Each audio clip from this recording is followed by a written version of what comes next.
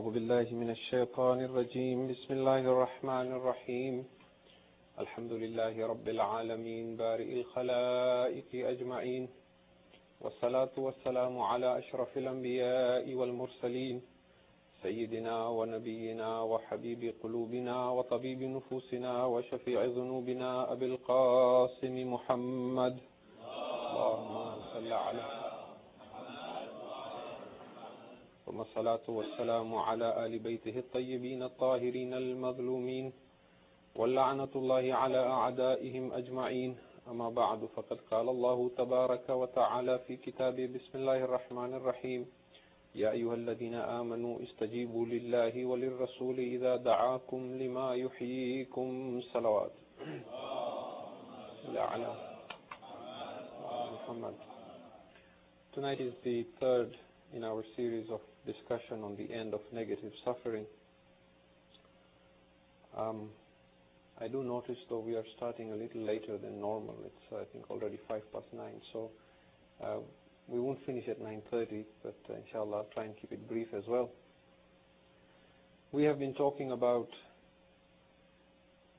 different types of suffering, and in particular negative suffering, and we have said that it is unnatural in our primordial state. It is unnatural for a human being to suffer any negative form of suffering, and we have been talking again and again about what we mean by negative suffering. And we established that the cause of this negative suffering is being disconnected from Allah subhanahu wa ta'ala. And in fact, on a finer point, it is impossible to be disconnected from Allah subhanahu wa ta'ala. So the real cause of the suffering is the illusion of being disconnected from Allah subhanahu wa ta'ala.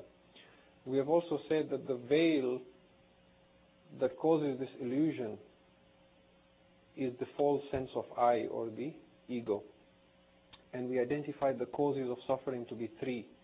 One was the outdated methods of trying to resolve physical and emotional pains. The other was the tendency to live in the past and the future as opposed to the present, which we discussed at length yesterday. So tonight, inshallah, we complete the third cause and the last cause of suffering that we identified as being trapped in the mind, or identifying oneself as being the thinker in one's mind.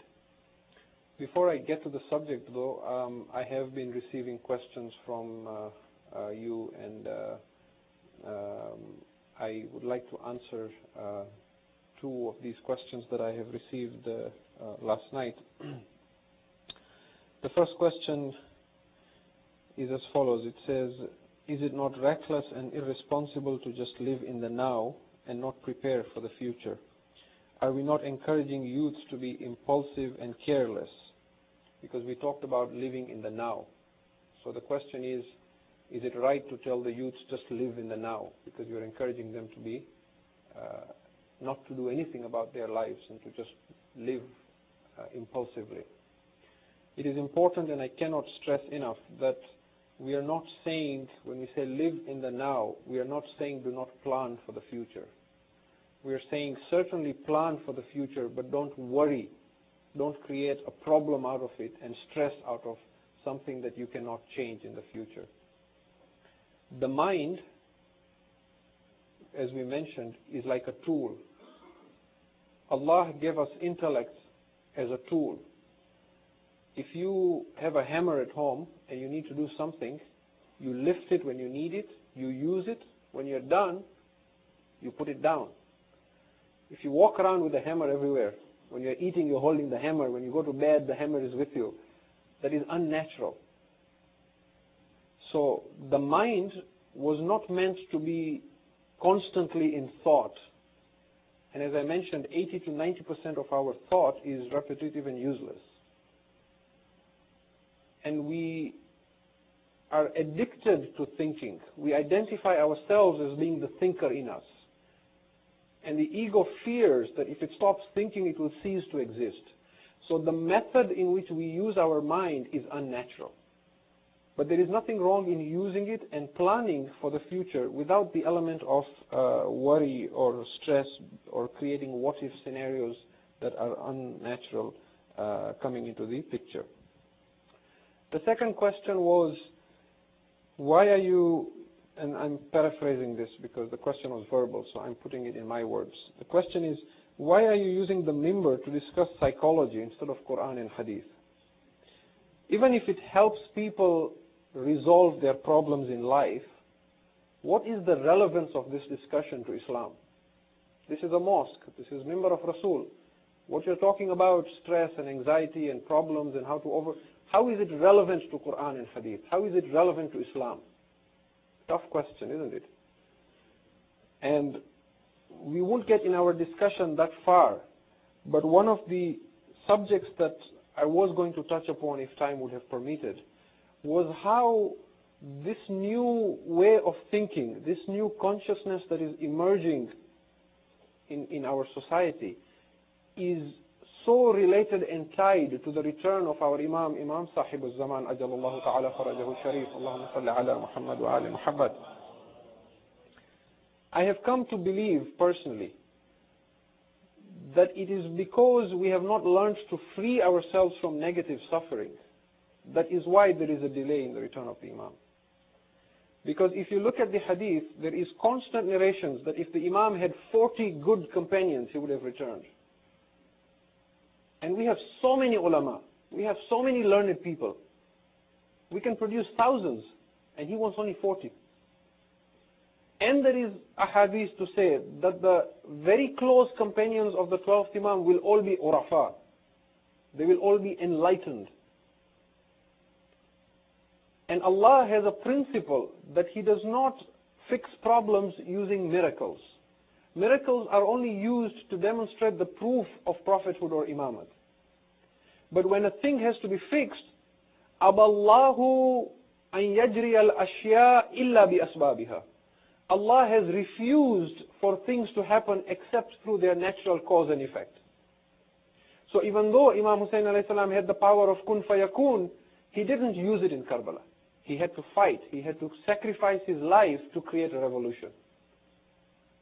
In the same way, when the 12th Imam alayhi salam returns, even though he may have tremendous power, he's not going to snap his fingers and the whole world will become enlightened and problems will resolve themselves. There will be problems, there will be wars, there will be fights, there will be casualties on the Muslim side.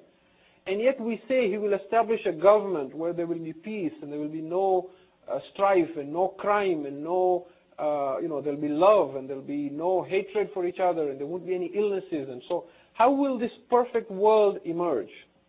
It ties totally to this idea that until and unless human beings have attained a level where they are now becoming enlightened, where they're now discovering who they really are, the platform is not there for him to come and establish a government.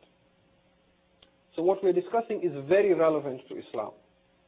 And if anyone asks you, why are you discussing this? The simple answer is, we are preparing for our Imam. Salawat ala Muhammad wa ali Muhammad. So we continue with the third cause of suffering, which was identifying oneself with one's mind. Now, the single most important and most vital step one can take towards enlightenment is to disidentify with the mind, is to realize that I am not the thinker in my mind. Out of all the different things we have discussed so far, the outdated methods of solving problems, living in the past or the future, this is the most important.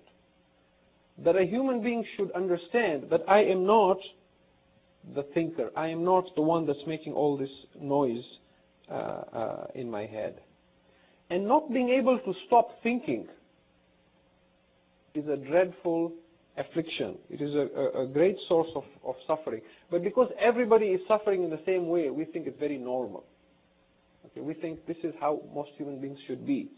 And I'm not trying to make you schizophrenic or create a split personality in you by telling you there is a thinker in you, but that is the reality. There was a great philosopher, a French philosopher known as René Descartes, who studied and tried to understand, do we really exist or not? And he thought he had stumbled upon the greatest human secret when he made the famous statement that said, I think, therefore I am. Yet that is the biggest misconception human beings have ever had. That is the biggest false statement you could make. That I think, therefore I am. It is because you think that you are not. Because this false identity creates this idea that I am the thinker. We talked about the ego and the sense of I-ness and how it forms from childhood and so on.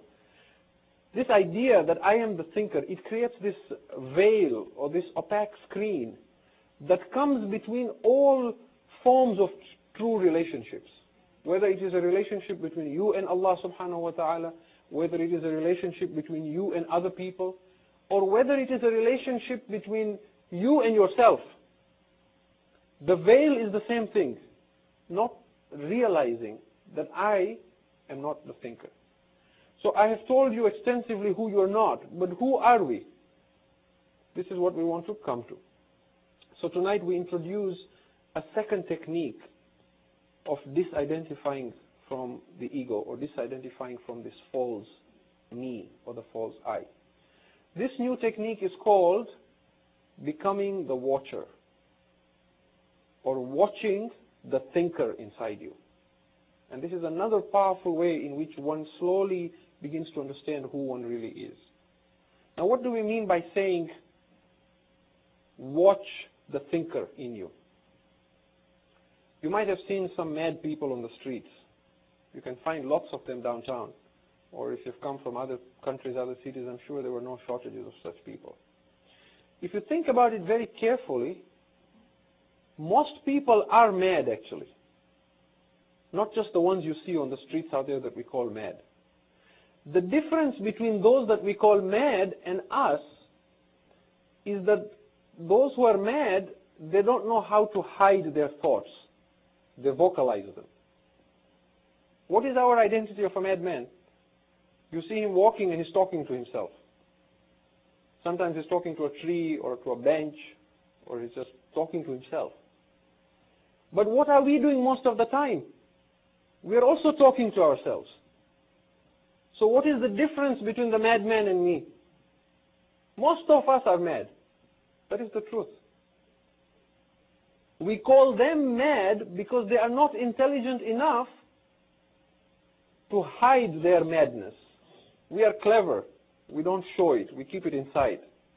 All we have to do is all those complaints and likes and dislikes and speculations and that voice in the head. If we start saying it, people will say he's mad as well. Otherwise, there is absolutely no difference. When we realize this, then suddenly there is a shift in our consciousness, because now we start paying attention. And this is the technique that I'm introducing here.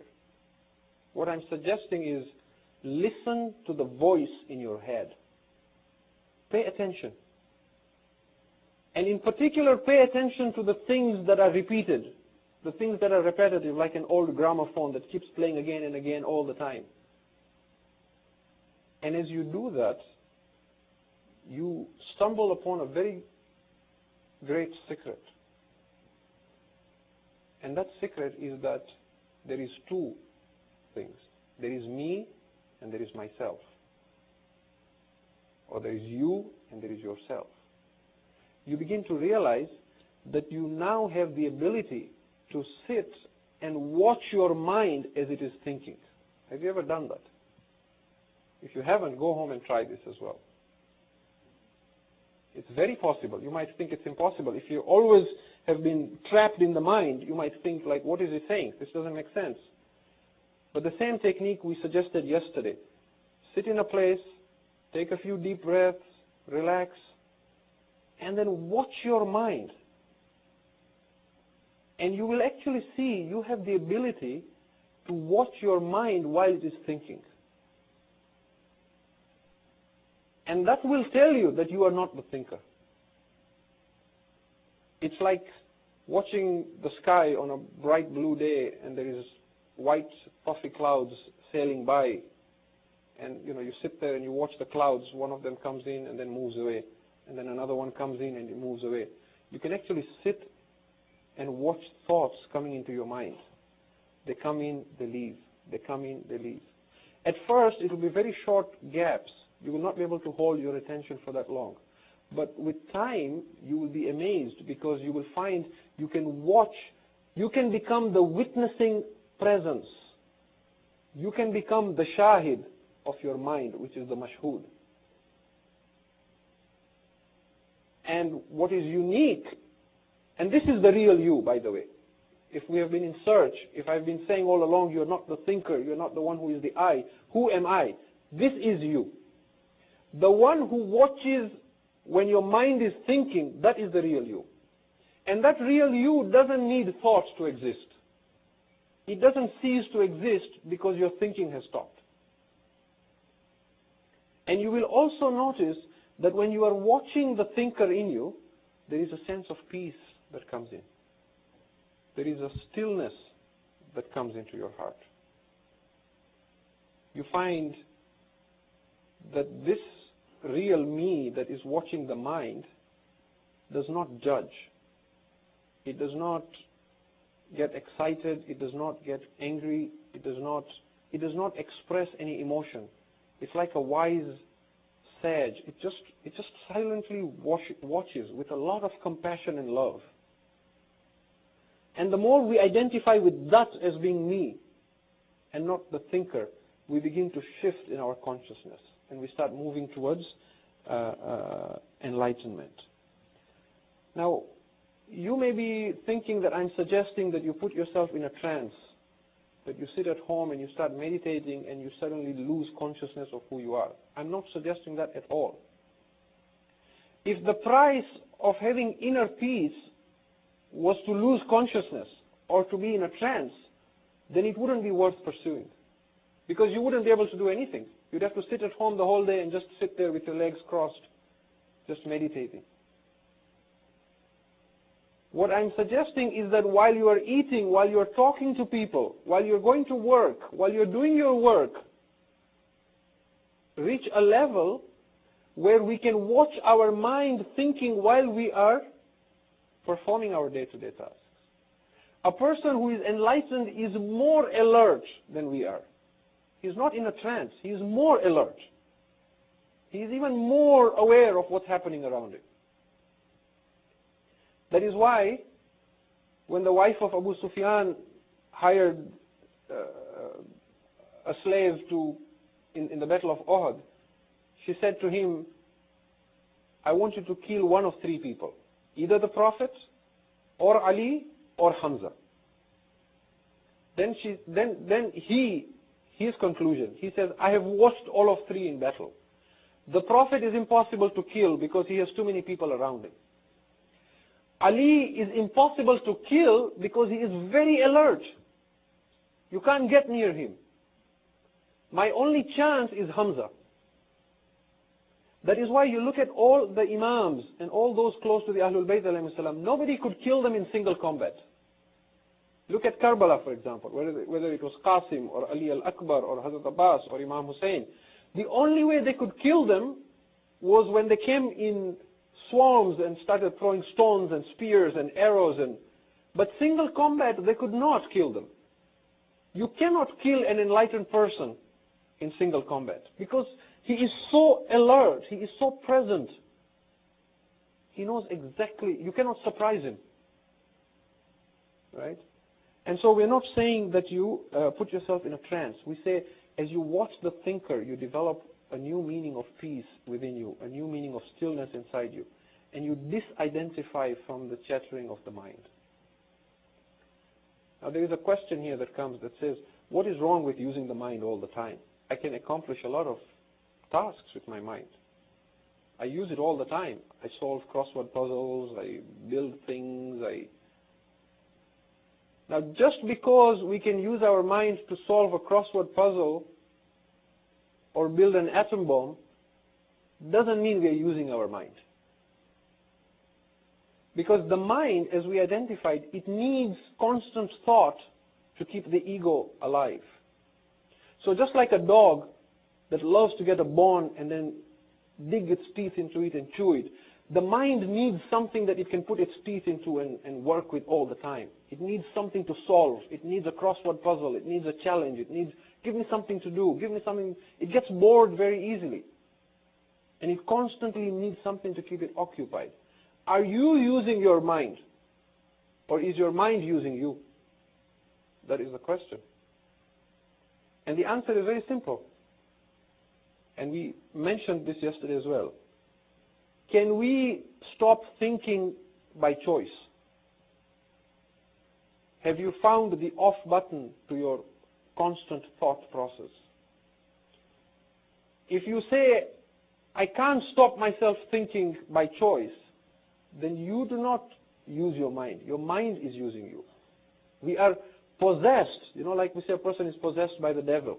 We are possessed with this false ego, and we are not even aware.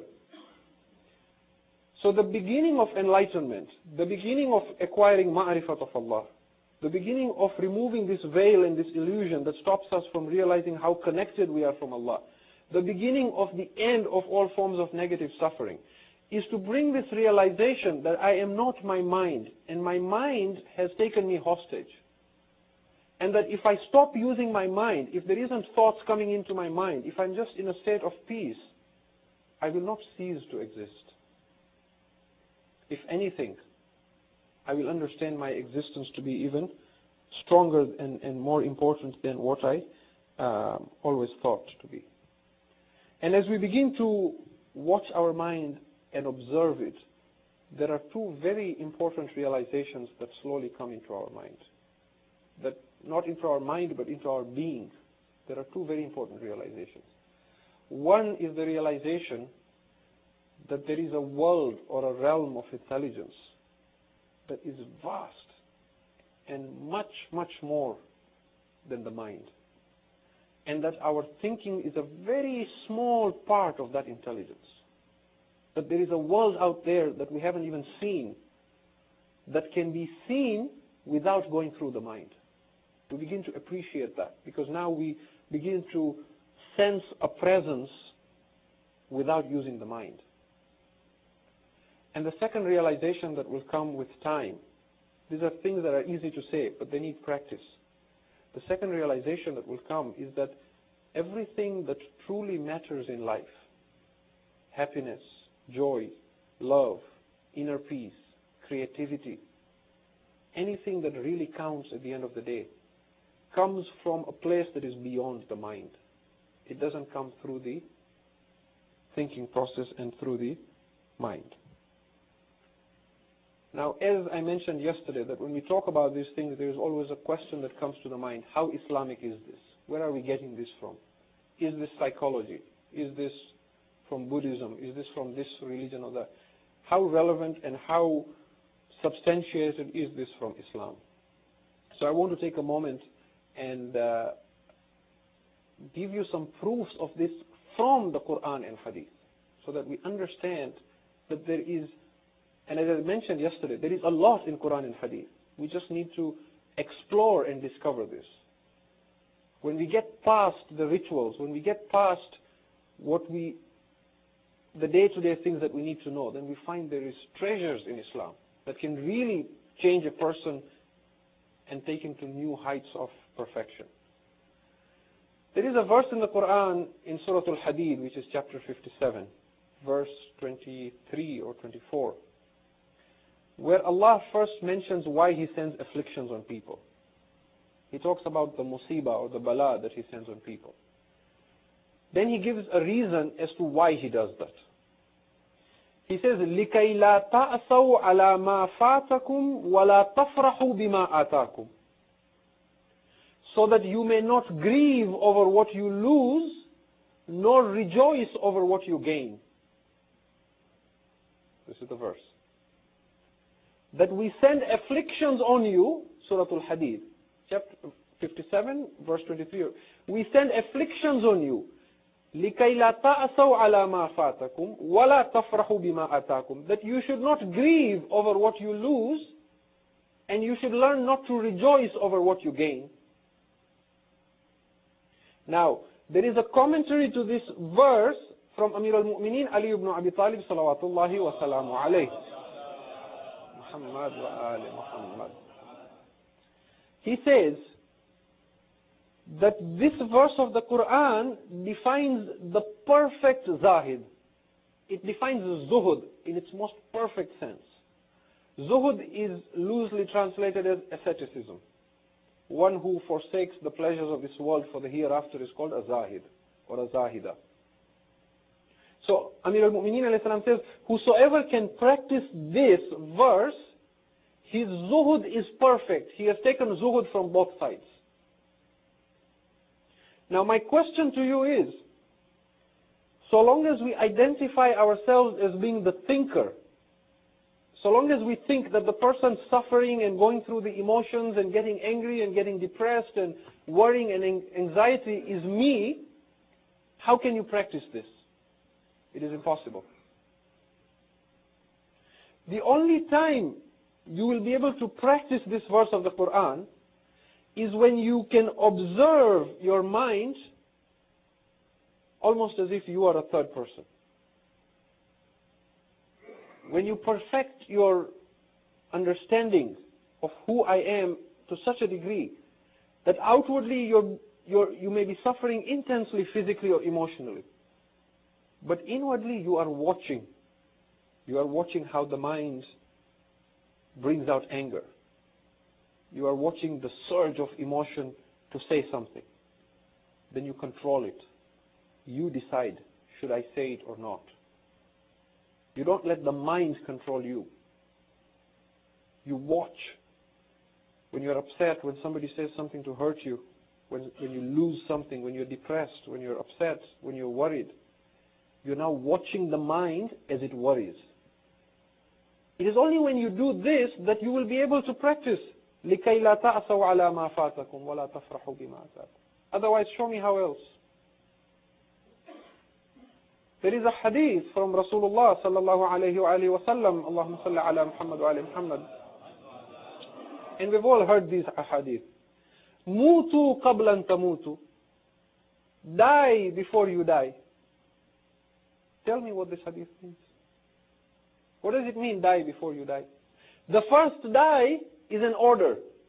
That means Rasulullah is saying it's in your hands to control. Die. Before you die. The second die is the physical death that you have no control over. How do you die before you die? You can't die twice. What is he saying except this? That let your ego die before your physical body dies.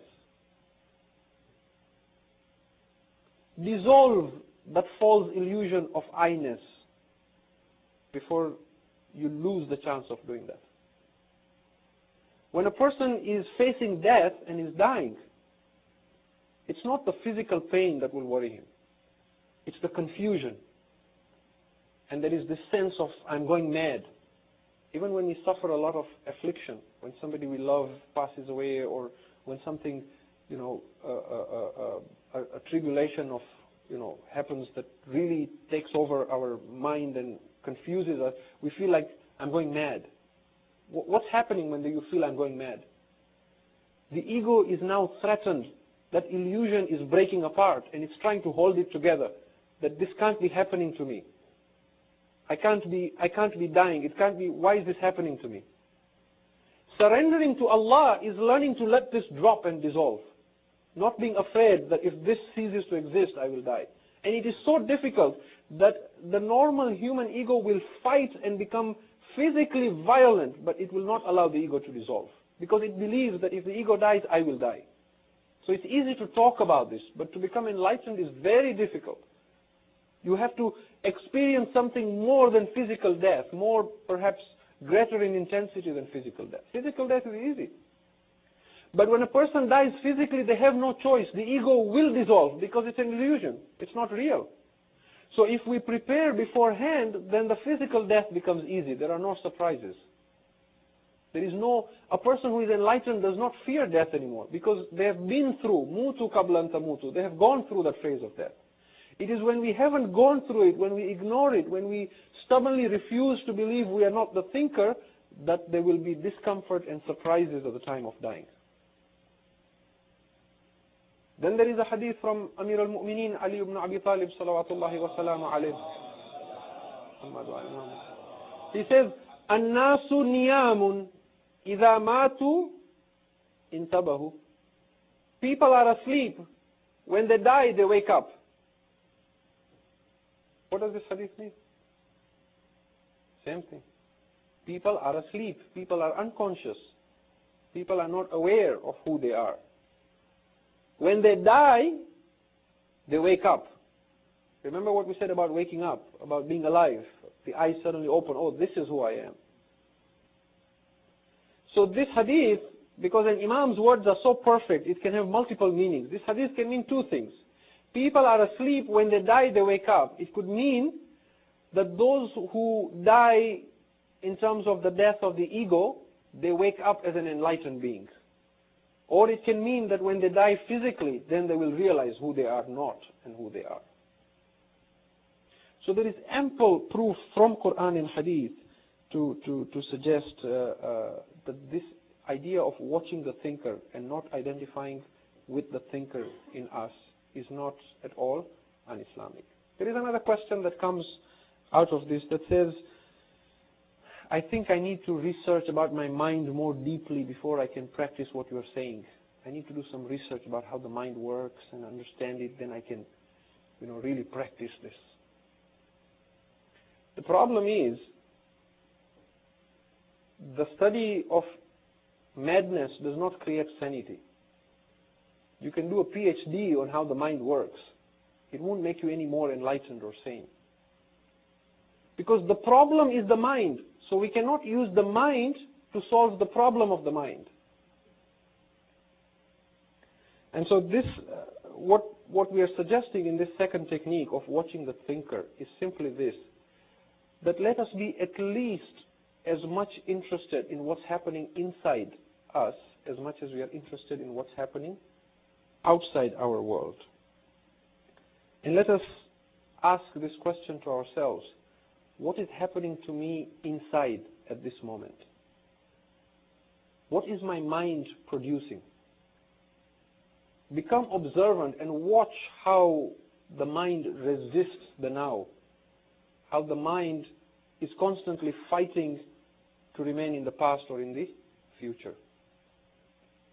This, in summary, brings us to the end of our third cause of suffering. Now, for a few minutes, I just want to talk about the ego and the games it plays and how the mind uses different techniques to sustain itself.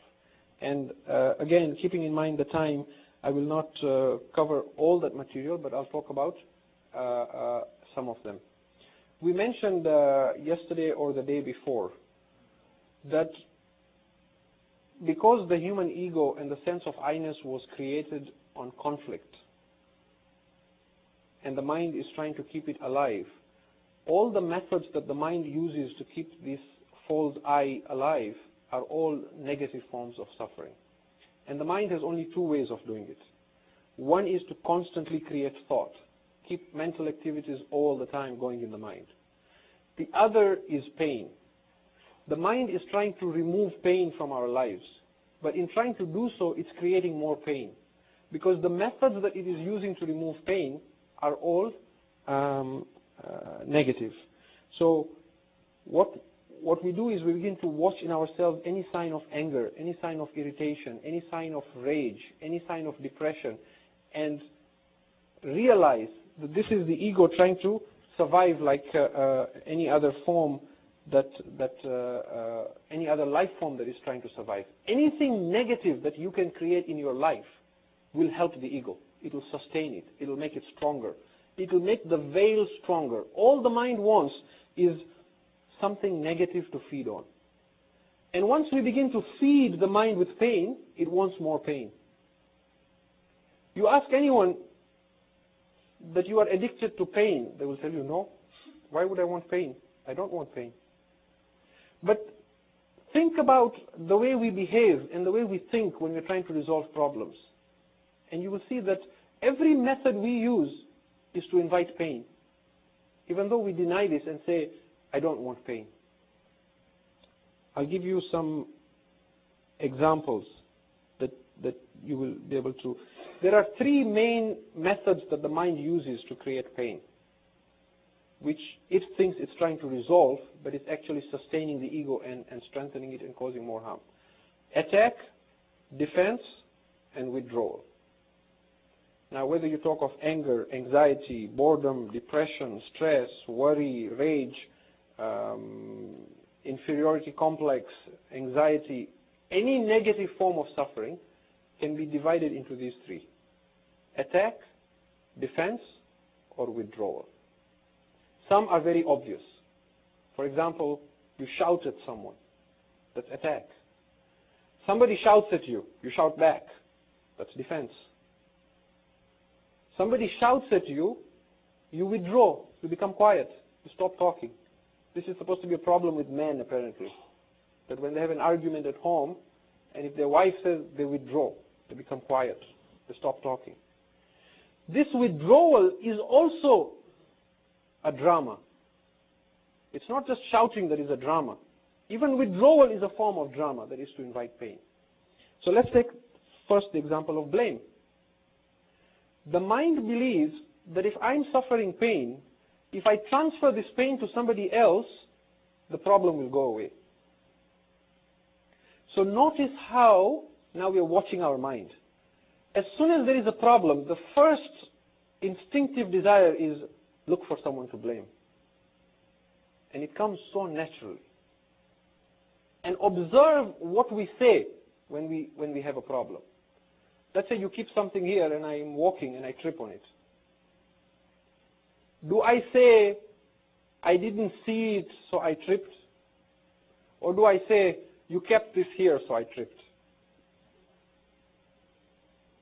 You kept this here, that means I'm looking for someone, that it's too painful to deal with. So look for someone to offload it on.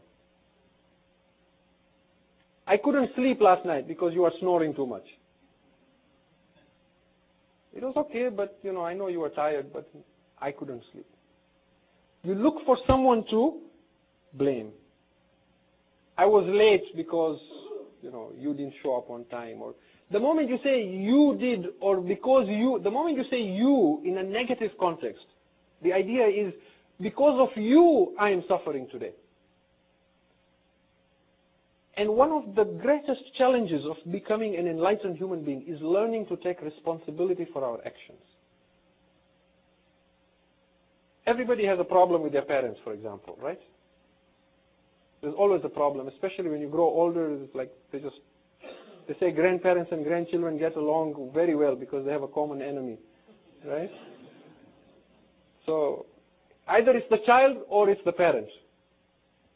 I am what I am today because my parents, they didn't bother to give me good education. My parents, they didn't do this. Or we blame on the children. Because of you, I couldn't study more. Because of you, I couldn't do this. Because of you, that's why I am suffering. This is a quick way the mind is seeking to offload that responsibility. And this is a great obstacle, by the way, in becoming enlightened. And it's very important. It's called the blame game. It's very famous. Everybody knows about this. You can even coin the word at home. When somebody blames, just say you're playing the blame game. Don't blame. Sometimes, yes, that person is responsible. But now that it has happened to you, it's your problem. Don't say you. It's always your problem. And the moment you stop blaming, you begin to realize that you have become a better person. The other problem is inferiority complex. Everyone is bad, only I am good. If you praise somebody in front of me, I immediately jump in and say something negative or say something about me. I'm also, right? If you say something bad to me, immediately argue back because, backbiting comes from the same thing. I can't be like this other person, so bring him down to my level, right? These are all tactics that the mind uses to sustain the ego. Irritability, getting irritated over small things, being overly sensitive. You're sitting at home, a car passes by. You get irritated. Why did you create that irritation? Or a dog barked, you get irritated. Why did you create? You didn't create it, the mind created it. Why did the mind create that irritation? Because the mind believes that if it resists, the problem will dissolve. But what it doesn't realize is that the resistance it is creating is causing more suffering. If it was to just sit there and let that sound just go through you as if you are transparent and not make a deal out of it, it wouldn't have irritated you. And then depending on the society we live in, we get more and more sensitive. If you look at the Time magazine, for example, April 5th, one of the latest issue, April 5th Time magazine, there's something about noise pollution and so on. It says in Paris, when one motorbike passes on a street at night, it wakes up 200,000 people. One motorbike, if it passes on the street at night, it wakes up 200,000 people. Now, when we were in Africa, you keep the window open, there's dogs barking, there's drunkards outside, there's lorry and trucks and all passing by, and you don't even know what's happened. There's a clock. Now, if the clock is ticking, you get irritated. It bothers. If the light is a bit on, I can't sleep. This oversensitivity is also the mind trying to use. It believes that by resisting this, it will dissolve the problem. But all it is doing is creating more tension and more. Boredom is another cause. There is still, I don't want to rush through all of them because some of these are important that we talk about. So we'll talk about boredom, we'll talk about worry, we'll talk about being more tolerant basically to those that we live with and those that we work with.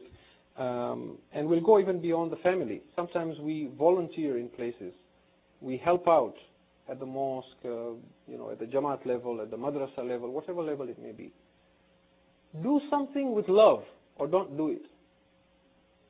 To do it with resentment in the heart is to create negativity in yourself and in others.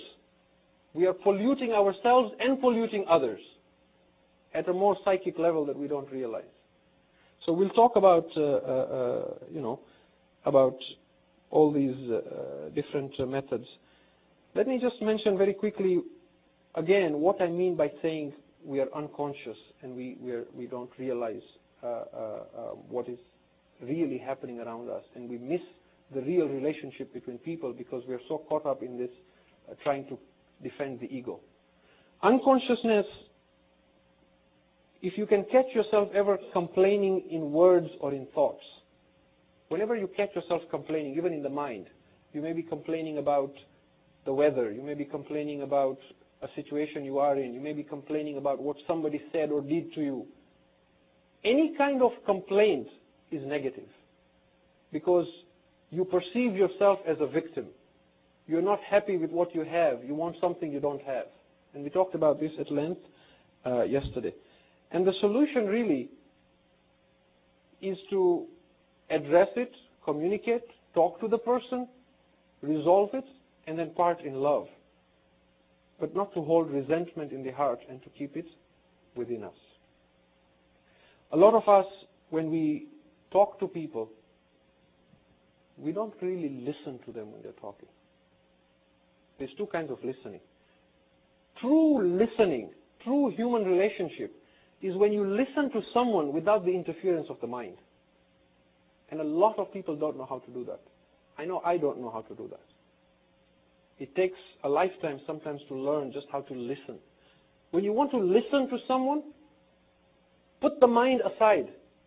We talk to someone, but while they're talking to us, our mind is working at full speed. We are passing judgment about them. We are already, making conclusions about what they want to say. We are already thinking of the answer that we are going to give them. We're not really with them. We're not listening to them. We already got our own mind creating its own,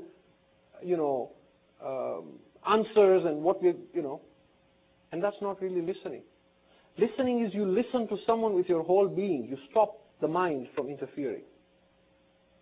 And you listen with such presence that the person feels that you are listening, can feel the love coming from you.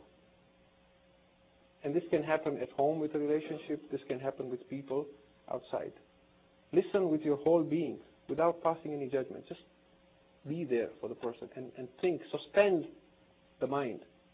And when the mind is running havoc and creating all these answers and judgments and speculations and complaints, watch the mind. Just watch it. When we watch the mind, it is very important that we don't judge. Even when you watch your mind, don't judge at that point. Because if you start judging and making conclusions, again you are in the mind. The idea is to be just a witness. Just watch the mind, and you will begin to see that there is me, and then there is the thinker in me, which is not the real me. And the more we become enlightened, the less you will see negative forms of behavior in ourselves. You will always see that a person who is more enlightened, that person is not mean, that person is not rude, that person is very rarely sarcastic, that person is very rarely blames others, that person is very rarely depressed or worried or anxious. It's a gradual process. It's not this or that where you're totally a mess or you're totally enlightened. It's a gradual process. And as we struggle individually, it raises the whole community's awareness of what the problems are. And that's why you will see Islam condemns all these things like backbiting and so on. Because backbiting is also the same thing. It's all these negative forms of suffering that feeds the ego. And then it rips the community apart.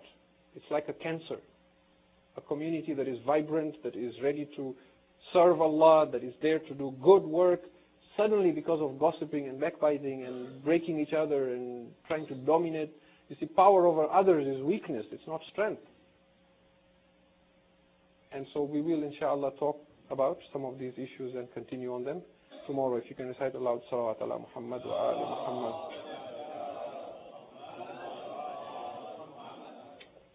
My attention was drawn yesterday that in some communities the Shahadat of Imam Rida alayhi salam is commemorated on the 17th night of Safar, which was actually upon realization last night. So I was going to recite some masaib on Imam Rida alayhi salam, but I will not do that tonight because we also commemorate that after the wafat of the Prophet. I will continue, inshallah, with the masaib that we've been reading in the last couple of nights. Last night we said that after the Qafila reached the gates of Damascus, as they came close to Damascus, Damascus proved to be one of the most difficult places for Imam Zainul Abidin alayhi salam to go through. And when he went back to Medina and people would ask him, Ibn Rasulillah, where did you suffer the most? He would say, Ash-Sham, Ash-Sham, Al-Aman min Ash-Sham. Sham was the most difficult for us. Ukadu dhalilan ka'anni min zanjin abdun ghaba anhu nasiruhu. He says, I was made to stand like a foreign slave who had no helper whatsoever. Because the people of Sham had been so brainwashed, they did not know that these were the Ahlul Bayt. A lot of them were just totally ignorant. And as they came towards the darbar of Yazid, la'natullah alayh, a man by the name of Ibrahim bin Talha came to Imam Zainul Abidin alayhi salam and said, Oh Ali, you have not yet said who won the battle of Karbala. And Imam Sajjad alayhi salam said, wait for the adhan and ikama, then you will know who has won the battle of Karbala. When you hear the adhan and ikama, you will know that. So as they went into the bazaar, into the court of Yazid, we are told Yazid was sitting on his throne wearing a crown with rubies and pearls, drinking wine, playing chess. He kept the women and our Imam standing for hours while he intoxicated himself. Then he had the head of Imam Hussein alayhi salam brought on a golden basin or tray and kept in front of him. And he turned to Imam Sajjad alayhi salam and said, your father did not realize my value, that is why he was killed. And Imam Zainul Abidin alayhi salam says to him, O son of Muawiyah and Hind, do not compare my father to your father, to yourself. You are very different from each other. My grandfather was he who held the flag of Islam in Badr and Uhud and Ahzab. Your grandfather and father were those who held the flag of Kufr in the battle of Uhud and Badr and Ahzab. Do not compare them. And a man from the people of Damascus came forward and he saw a daughter of Imam Hussein alayhi salam there by the name of Fatima. He said to Yazid, Oh Yazid, give me this girl as a slave. And Fatima alayhi salam hid behind Zainab alayhi salam and said, "Oh my aunt, I have already been orphaned, will I now be made a slave?" Zainab hid the girl behind her and said, "Oh, neither this man nor Yazid has the power to enslave you." And Yazid says to Zainab, "I can enslave her if I wish to." And when he says that, Zainab alayhi salam says, "You cannot do that even if you wish to." This is the power that Zainab holds, and he is the caliph of the Muslims. She says, "You cannot enslave her unless I permit it." And when he sees that he cannot do anything about it, he takes a can that he has in his hand and he starts disrespecting the head of Imam Hussein alayhi salam, striking the teeth and the lips of Aba Abdullah al-Hussein. And he says he starts reciting Shairi and saying, "Layta shahidu ashiyakhi bi Badrin." If only my ancestors in Badr would have been here and seen how I have avenged them, they would have said, "Congratulations to you, O Yazid, you have exacted revenge for us." He says, "Laibat hashibun فلا جاء وحي ولا نزل ولا نزل ولا خبر نزل." He says the Banu Hashim played a game. There was no wahi that came. Nothing came down. This was just a game that played. I am not the son of my ancestors. In lam antaqim min bani Ahmad. If I do not take a revenge from the children of Ahmad. And as he begins to disrespect the head of Imam Hussein alayhi salam, Zainab alayhi salam cannot bear to see this anymore. She begins to cry out, "Yabna Rasulillah, Yabna Ali al-Murtada, Yabna Fatima al-Zahra." She lets the people in the court know, whose head is this that is being disrespected? And the people begin to cry out to Yazid, "Oh Yazid, leave the head of Hussein alone." Imam Sajjad alayhi salam says to Yazid, "I wish to address the people." Yazid says, "You are not allowed to do so." And the people say to him, "Let him speak. What can a prisoner in chains say?" Imam Sajjad alayhi salam ascends the pulpit. He begins to address the people. He says, "O people, those of you who don't know me, let them know me. I am the son of Makkah and Mina. I am the son of Zamzam and Safa. I am the son of he who was taken on the Burak towards the heavens. Ana ibnu man salla bil malaikatu fis sama. I am the son of he who prayed with the angels in the heavens. Ana ibnu Mustafa wa ana ibnu Ali al-Murtada wa ana ibnu Fatima al-Zahra." I am the son of Ali and Fatima. What have you people of Damascus done to us? As the people begin to break out and cry, Yazid is afraid of a revolt. He tells the Muazzin, "Do the adhan and stop him. Silence him with adhan." The Muazzin begins saying, "Allahu Akbar." Our Imam says, "Allahu Akbar." He says, "Ashhadu an la ilaha illallah." Imam Sajjad says, "I bear witness with my hair and my flesh and my skin and my blood, there is no God but Allah." He says, "Wa ashhadu anna Muhammadan Rasulullah." At this point the Imam stops the Muazzin and says, "Oh Yazid, whose grandfather is this? Ashhadu anna Muhammadan Rasulullah." If you say it is your grandfather, then you lie. If you say it is my grandfather, then what will you say to my grandfather on the day of judgment when he says to you, "Oh Yazid, what did you do to my Ahl and my Itra after me? Why are some of them prisoners and others covered in blood?" Ala la'natullahi ala al-qawmi al-zalimin. وسيعلم الذين ظلموا أي منقلب ينقلبون إنا لله وإنا إليه راجعون.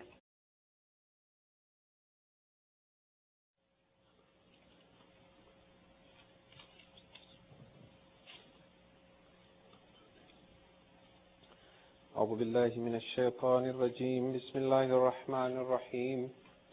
الحمد لله رب العالمين بارئ الخلائق أجمعين، والصلاة والسلام على أشرف الأنبياء والمرسلين سيدنا ونبينا وحبيب قلوبنا وطبيب نفوسنا وشفيع ذنوبنا أبي القاسم محمد.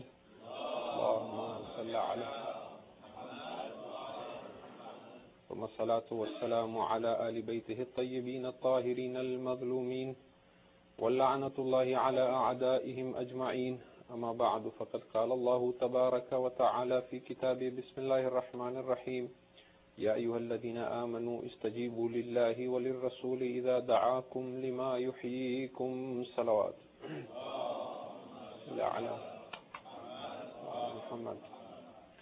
Tonight is the third in our series of discussion on the end of negative suffering. I do notice, though, we are starting a little later than normal. It's, I think, already 9:05, so we won't finish at 9:30, but inshallah I'll try and keep it brief as well. We have been talking about different types of suffering, and in particular negative suffering, and we have said that it is unnatural in our primordial state, it is unnatural for a human being to suffer any negative form of suffering. And we have been talking again and again about what we mean by negative suffering. And we established that the cause of this negative suffering is being disconnected from Allah subhanahu wa ta'ala. And in fact, on a finer point, it is impossible to be disconnected from Allah subhanahu wa ta'ala. So the real cause of the suffering is the illusion. So we continue with the third cause of suffering, which was identifying oneself with one's mind. Now, the single most important and most vital step one can take towards enlightenment is to disidentify with the mind, is to realize that I am not the thinker in my mind. Out of all the different things we have discussed so far, the outdated methods of solving problems, living in the past or the future, this is the most important. That a human being should understand that I am not the thinker. I am not the one that's making all this noise in my head. And not being able to stop thinking is a dreadful affliction. It is a great source of suffering. But because everybody is suffering in the same way, we think it's very normal. Okay, we think this is how most human beings should be. And I'm not trying to make you schizophrenic or create a split personality in you by telling you there is a thinker in you, but that is the reality. There was a great philosopher, a French philosopher known as René Descartes, who studied and tried to understand, do we really exist or not? And he thought he had stumbled upon the greatest human secret when he made the famous statement that said, I think, therefore I am. Yet that is the biggest misconception human beings have ever had. That is the biggest false statement you could make, that I think, therefore I am. It is because you think that you are not. Because this false identity creates this idea that I am the thinker. We talked about the ego and the sense of I-ness and how it forms from childhood and so on. This idea that I am the thinker, put it down. If you walk around with a hammer everywhere, when you're eating, you're holding the hammer. When you go to bed, the hammer is with you. That is unnatural. So the mind was not meant to be constantly in thought. And as I mentioned, 80 to 90% of our thought is repetitive and useless. And we are addicted to thinking. We identify ourselves as being the thinker in us. And the ego fears that if it stops thinking, it will cease to exist. So the method in which we use our mind is unnatural. But there is nothing wrong in using it and planning for the future without the element of worry or stress or creating what-if scenarios that are unnatural coming into the picture. The second question was, why are you, and I'm paraphrasing this because the question was verbal, so I'm putting it in my words. The question is, why are you using the minbar to discuss psychology instead of Quran and Hadith? Even if it helps people resolve their problems in life, what is the relevance of this discussion to Islam? This is a mosque. This is minbar of Rasul. What you're talking about, stress and anxiety and problems and how is it relevant to Quran and Hadith? How is it relevant to Islam? Tough question, isn't it? And we won't get in our discussion that far, but one of the subjects that I was going to touch upon if time would have permitted was how this new way of thinking, this new consciousness that is emerging in our society is so related and tied to the return of our Imam Sahib al-Zaman, Ajalallahu ta'ala farajahu sharif, Allahumma salli ala Muhammad wa ali Muhammad. I have come to believe personally that it is because we have not learned to free ourselves from negative suffering. That is why there is a delay in the return of the Imam. Because if you look at the hadith, there is constant narrations that if the Imam had 40 good companions, he would have returned. And we have so many ulama. We have so many learned people. We can produce thousands, and he wants only 40. And there is a hadith to say that the very close companions of the 12th Imam will all be urafa. They will all be enlightened. And Allah has a principle that He does not fix problems using miracles. Miracles are only used to demonstrate the proof of prophethood or imamat. But when a thing has to be fixed, aballahu an yajri al-ashya illa bi asbabiha. Allah has refused for things to happen except through their natural cause and effect. So even though Imam Hussein alayhi salam had the power of kun fayakun, he didn't use it in Karbala. He had to fight. He had to sacrifice his life to create a revolution. In the same way, when the 12th Imam alayhi salam returns, even though he may have tremendous power, he's not going to snap his fingers and the whole world will become enlightened and problems will resolve themselves. There will be problems, there will be wars, there will be fights, there will be casualties on the Muslim side. And yet we say he will establish a government where there will be peace and there will be no strife and no crime and no, there will be love and there will be no hatred for each other and there won't be any illnesses. And so how will this perfect world emerge? It ties totally to this idea that until and unless human beings have attained a level where they are now becoming enlightened, where they're now discovering who they really are, the platform is not there for him to come and establish a government. So what we're discussing is very relevant to Islam. And if anyone asks you, why are you discussing this? The simple answer is we are preparing for our Imam. Salawat ala Muhammad wa ali Muhammad. Of being disconnected from Allah subhanahu wa ta'ala. We have also said that the veil that causes this illusion is the false sense of I or the ego. And we identified the causes of suffering to be three. One was the outdated methods of trying to resolve physical and emotional pains. The other was the tendency to live in the past and the future as opposed to the present, which we discussed at length yesterday. So tonight, inshallah, we complete the third cause and the last cause of suffering that we identified as being trapped in the mind or identifying oneself as being the thinker in one's mind. Before I get to the subject, though, I have been receiving questions from you, and I would like to answer two of these questions that I have received last night. The first question is as follows. It says, is it not reckless and irresponsible to just live in the now and not prepare for the future? Are we not encouraging youths to be impulsive and careless? Because we talked about living in the now. So the question is it right to tell the youths just live in the now? Because you're encouraging them to be, not to do anything about their lives and to just live impulsively. It is important, and I cannot stress enough, that we are not saying, when we say live in the now, we are not saying do not plan for the future. We are saying certainly plan for the future, but don't worry. Don't create a problem out of it and stress out of something that you cannot change in the future. The mind, as we mentioned, is like a tool. Allah gave us intellect as a tool. If you have a hammer at home and you need to do something, you lift it when you need it, you use it. When you're done,